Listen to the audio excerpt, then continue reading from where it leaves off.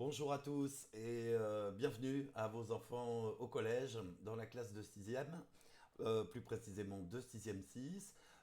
Cette petite vidéo pour vous présenter l'enseignement scientifique nommé EIST que vos enfants suivront cette année pendant toute l'année sixième avec moi-même donc comme leur professeur. Je tiens à vous souhaiter, en tant que parent et comme pour vos enfants, bien sûr, le meilleur pour cette année scolaire qui commence, que tout se passe bien pour votre enfant dans cette année pleine de nouveautés. Et bien sûr, dans le contexte actuel sanitaire aussi, j'ai eu l'occasion de leur dire, de leur souhaiter bon courage pour pouvoir suivre toutes ces règles sanitaires qu'on est obligé de respecter au lycée et qui ne sont pas toujours très agréables forcément lors d'une journée d'école. Voilà. Je vais commencer d'abord par me présenter, et ensuite je vous présenterai un petit peu le contenu de l'enseignement, d'enseignement scientifique dans la classe de sixième. Voilà, alors pour me présenter d'abord, je m'appelle Frédéric Perrière, il faut savoir que moi je suis professeur de physique et on doit me souhaiter la bienvenue à moi aussi puisque c'est la première année que j'enseigne en sixième, puisque traditionnellement la physique ne commence que en classe de cinquième depuis bien longtemps. Cet enseignement de IST a été mis en place il y a 2 3 ans au lycée et il intègre différentes disciplines de sciences qui ne sont pas des mathématiques mais des sciences expérimentales.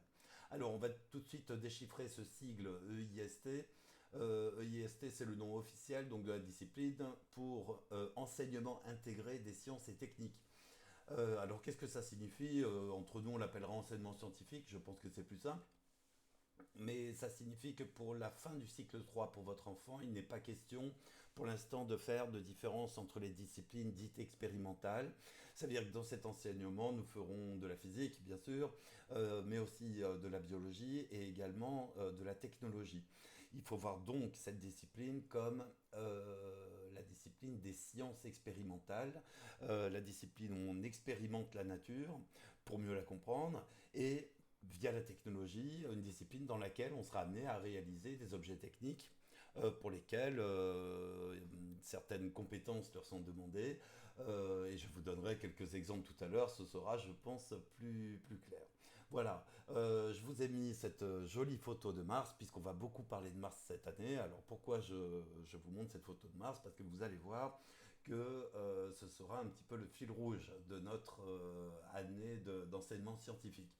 Alors, vous savez que peut-être que Mars nous rend visite tous les 2 ans dans le ciel, et il se trouve que le 2 octobre, elle passera à l'opposition dans notre ciel, un joli point brillant déjà depuis quelques mois hein, dans notre ciel nocturne, et Mars sera présent dans le ciel jusqu'au mois de janvier, février, même un petit peu plus.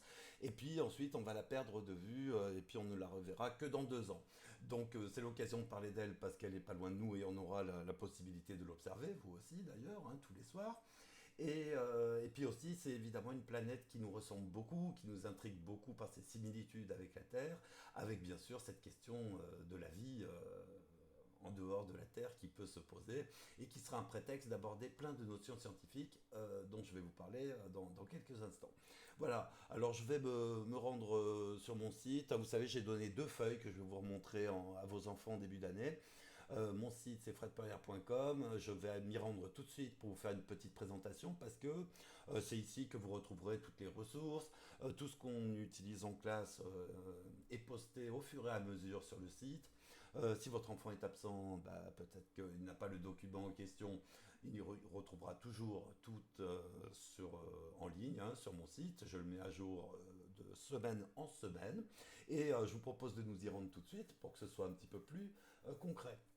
Voilà, alors mon site c'est fredpoirier.com. Je vais revenir peut-être à la page d'accueil pour vous montrer. Il y a un petit bandeau qui s'appelle Documents de cours et j'ai créé ici les cours donc de sixième. Et alors pour l'instant il n'y a pas grand chose parce qu'il va se garnir petit à petit comme vous le voyez. Mais j'ai déjà mis 2 documents qui sont ceux que j'ai donnés à vos enfants qui décrivent notre progression annuelle et la deuxième sur l'organisation pratique. Alors c'est surtout ça que je vais vous montrer pour l'instant. Petite chose aussi au passage, vous savez sur le site il est découpé chapitre par chapitre et tout est affiché dans l'ordre. Il y aura bien sûr les documents de cours, mais il y a aussi plein de choses comme des simulations en ligne ou des vidéos intéressantes. Tous les contenus seront donc ici sur le site, comme je vous l'ai dit. Voilà, alors un tout petit mot sur la progression annuelle. Qu'est-ce qu'on va faire en IST cette année? Alors, après réflexion, c'est vrai que de parler de Mars, c'était l'occasion ou jamais, puisque voilà, il y a beaucoup de choses à dire sur cette planète, et donc toutes les notions physico-chimiques, biologiques, voire technologies seront liées à la planète Mars, mais plus largement, comme je vous le montre sur ce document, le Soleil, la Terre et Mars, et je dirais encore plus largement notre système solaire. Alors, cette année sera découpée en différentes parties, en grandes thématiques, que je ne rentrerai pas dans les détails, hein, je fais juste un petit commentaire sur chacune, que je m'efforcerai de traiter dans cet ordre. On va commencer par parler un petit peu de la lumière et des couleurs. Partie, je dirais, un petit peu à part, parce qu'elle n'est pas spécifiquement vraiment au programme de sixième. Ils seront amenés à le rencontrer plus tard pendant le cycle 3, cinquième, quatrième, troisième. C'est donc une petite introduction au phénomène lumineux et comment les couleurs se forment. Alors voilà, et comment notre œil fonctionne aussi, comment les images se forment sur notre rétine. Et voilà, j'ai découpé ça en différents chapitres, donc sur une thématique qui s'appelle lumière et couleur. On va commencer par parler de la lumière blanche du soleil, de quoi est composée la lumière du soleil, et on sera amené ensuite à parler, comme je vous l'ai dit, un peu du fonctionnement de notre œil, et de commencer à se poser la question pourquoi le robot Curiosity, vous savez, qui est en train de se promener sur Mars, hein, déjà depuis quelques temps, il a deux yeux. Et pour quelle raison la nature nous a dotés de deux yeux, et pourquoi l'homme, quand il réalise un objet technique avec des caméras, euh, transcrit la réalité de manière plus réelle avec deux caméras. On sera amené à en parler ici, bien sûr, et c'est lié à la vision en trois dimensions, évidemment. Donc on fera des petites expériences pour comprendre comment la 3D peut être réalisée de manière alors naturelle, hein, un être humain par exemple, mais aussi de manière artificielle avec des caméras et de recréer cette sensation de profondeur. On terminera cette partie par l'étude des phases de la Lune, pourquoi la Lune nous présente différents aspects dans le ciel. On sera amené à en parler, bien sûr. Voilà, deuxième partie que nous aborderons, je pense, au cours de l'automne. En route vers la planète Mars, alors là, on abordera différentes problématiques liées au fait de se déplacer vers une autre planète, et ça nous amènera bien sûr à parler des notions de distance. Quelles sont les distances qui nous séparent des différents astres, et la notion de temps pour pouvoir s'y rendre, et la notion qui relie ces deux notions, celle de vitesse. On sera amené à commencer à faire quelques petits calculs très simples pour commencer à voir le rapport qu'il y a entre la vitesse d'une fusée, la distance à parcourir pour aller sur Mars et le temps que ça nous prendrait. Voilà, nous parlerons ensuite des différents mouvements, des trajectoires des planètes, mais aussi des mouvements sur Terre, des trajectoires. C'est une partie qui est plus physique ici. J'introduirai un tout petit peu d'algorithmique. Pourquoi? Parce qu'un robot, ça se programme. Si vous n'avez pas d'humain sur une planète, il va bien falloir lui donner des instructions et lui donner une certaine autonomie. Et je montrerai aux élèves en sixième comment on fait pour commencer à établir quelques algorithmes simples pour se déplacer.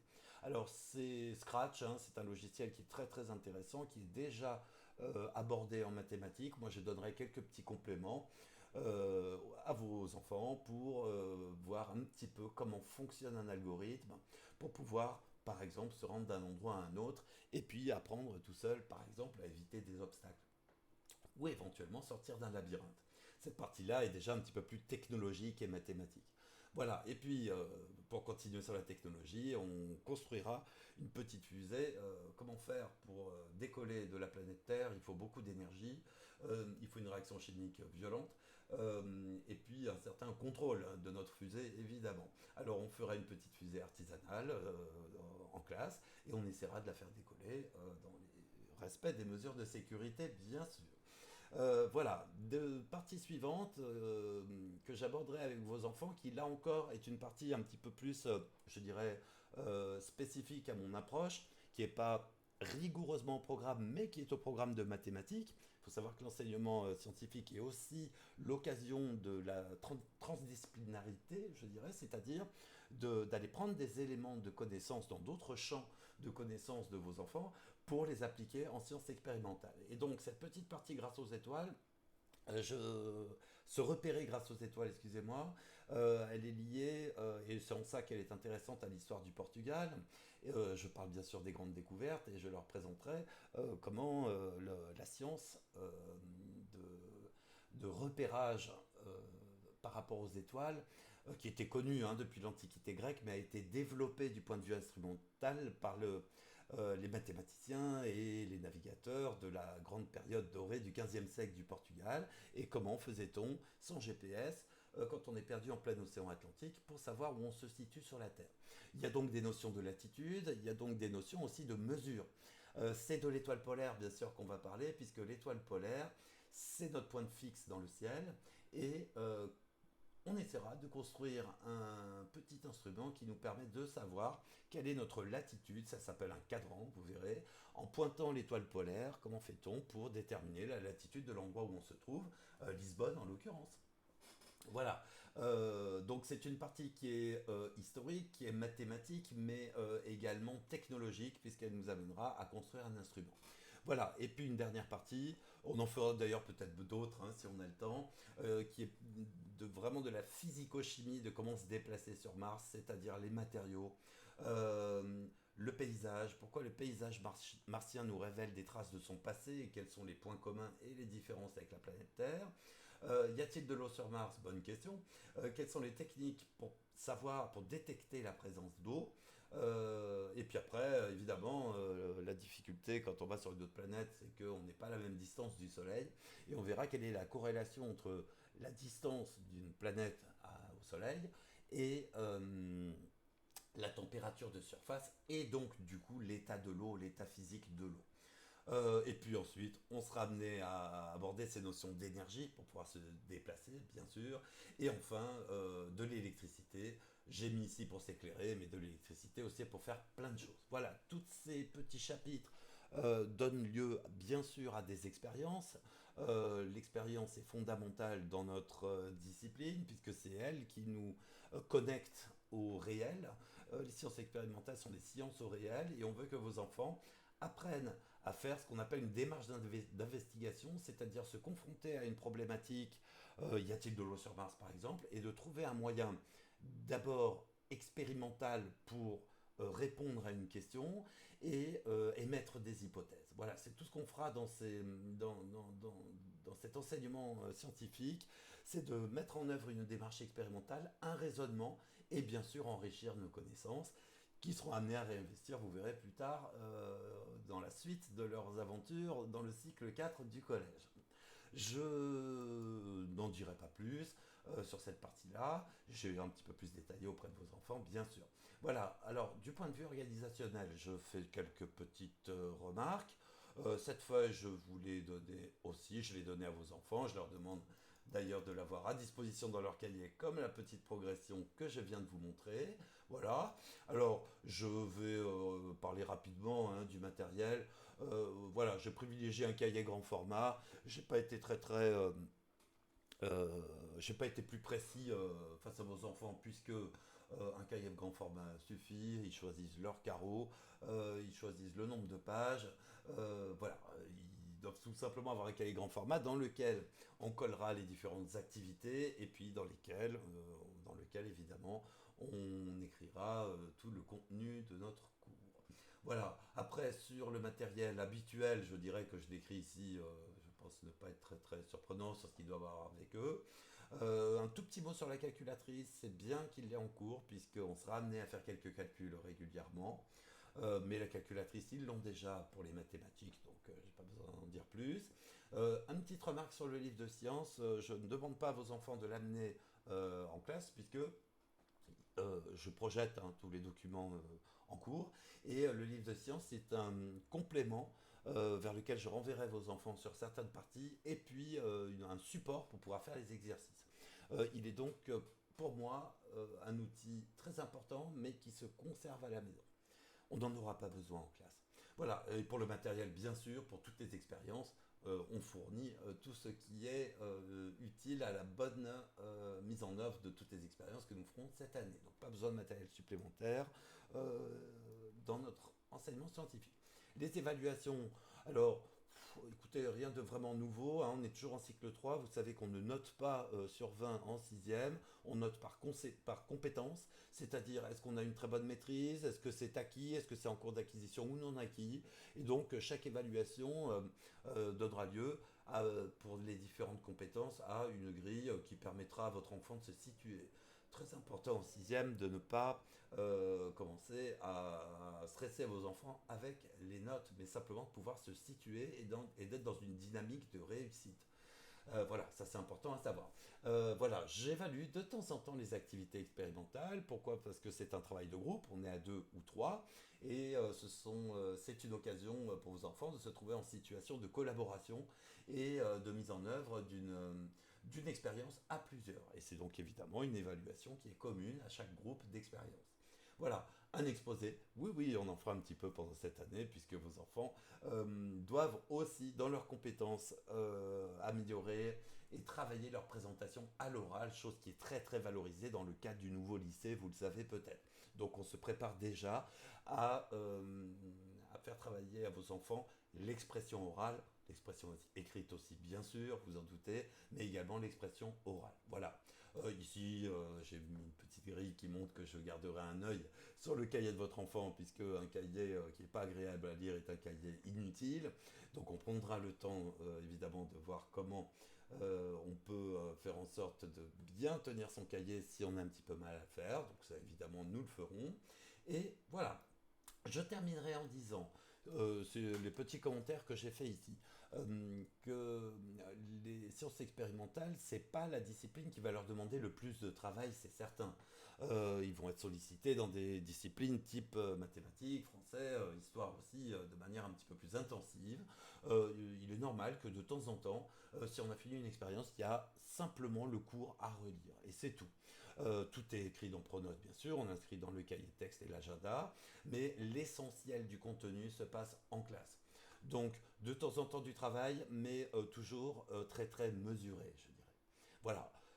Donc je n'en dis pas plus pour l'instant. Je vous souhaite bien sûr une très belle année de sixième. J'ai demandé à un des parents de mettre une petite signature, bien sûr, pour bien m'assurer que vous avez pris connaissance de toutes ces informations. Et je souhaite à tout le monde, une fois encore, une très belle année scolaire. Je crois que l'adresse de mon site apparaît à l'écran et mon adresse mail aussi, bien sûr, si vous avez besoin de me contacter. Je crois que j'ai fait le tour. J'espère ne pas avoir été trop long. Encore une fois, une belle année scolaire à vos enfants et du courage pour se conformer aux différentes difficultés liées à la situation sanitaire. Je vous souhaite une bonne journée et à bientôt.